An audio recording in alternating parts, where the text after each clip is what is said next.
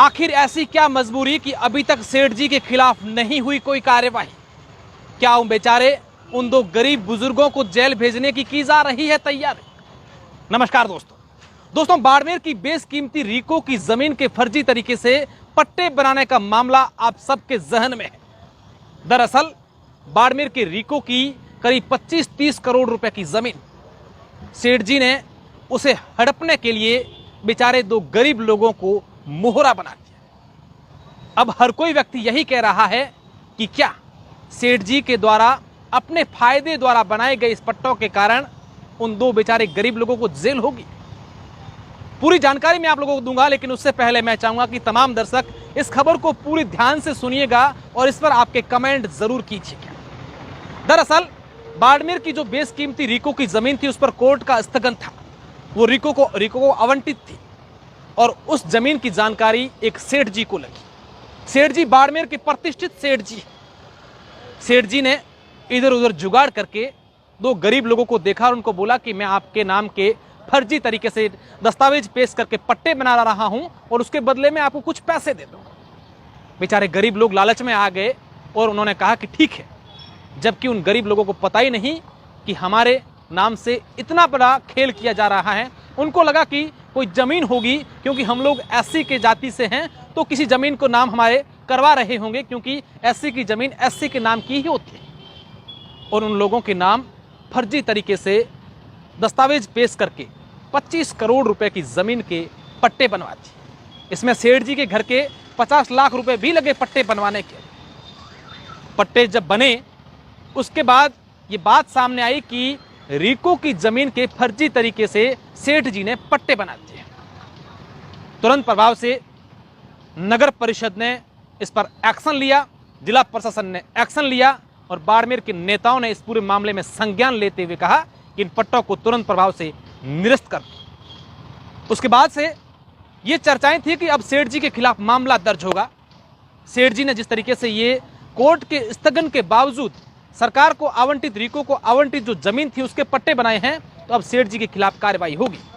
लेकिन जब से पट्टे निरस्त हुए हैं अब तक सेठ जी के खिलाफ कोई कार्रवाई नहीं है और सेठ जी ये कहते घूम रहे हैं कि मेरा कुछ नहीं होने वाला है और सेठ जी किसी नेता को भी बदनाम कर रहे हैं। हालांकि इस पूरे एपिसोड में उस नेता की भी छवि थोड़ी खराब जरूर हुई है, लेकिन ये बातें भी हैं कि इसमें सेठ जी बेवजह उस नेता का नाम बदनाम कर रहे हैं। उस नेताजी का इसमें कोई लेना देना भी नहीं है। हालांकि ये प्रकरण जब उठा तब जिला कलेक्टर ने यह कहा कि इस पूरे मामले की हम लोग जांच कराएंगे और एसडीएम के नेतृत्व में एक कमेटी का भी गठन किया है। लेकिन पट्टा जब निरस्त किया गया है उसको 20 दिन से अधिक का समय हो गया है, लेकिन अभी तक कमेटी ने कोई इस प्रकार का निर्णय या जांच क्या की है ये तो वो ही जाने। लेकिन आज दिन तक अब तक इसी प्रकार की कोई बाड़मेर के कोतवाली थाने में रिपोर्ट नहीं दी गई है जिसमें ये बात हो कि उनके खिलाफ कार्यवाही हो।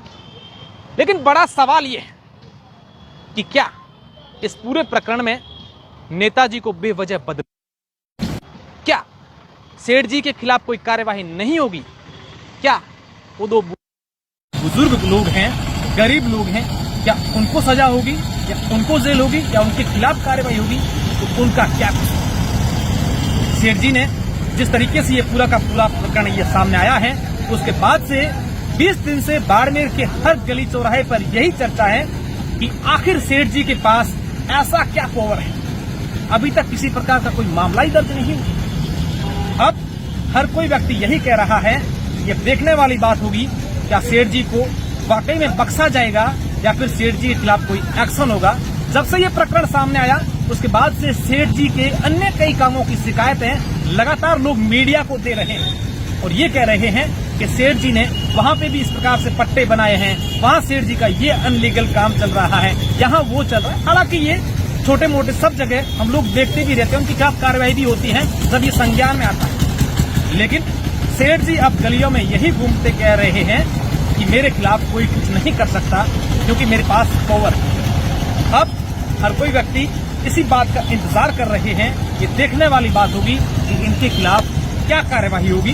अब सेठ जी कौन है ये आप सब लोग जानते हैं और विशेषकर जो बाड़मेर में जो लोग रहते हैं वो तो जानते ही हैं। और कहीं न कहीं अब बेचारे जो गरीब लोग हैं बड़े सेठ के साथ जो काम करते हैं, इस प्रकार के लोगों के साथ जो काम करने वाले, नौकरी करने वाले लोग हैं, वो कहीं ना कहीं अंदर ही अंदर डर रहे हैं कि हमारे नाम पर न जाने और कितने इस प्रकार के काम किए होंगे।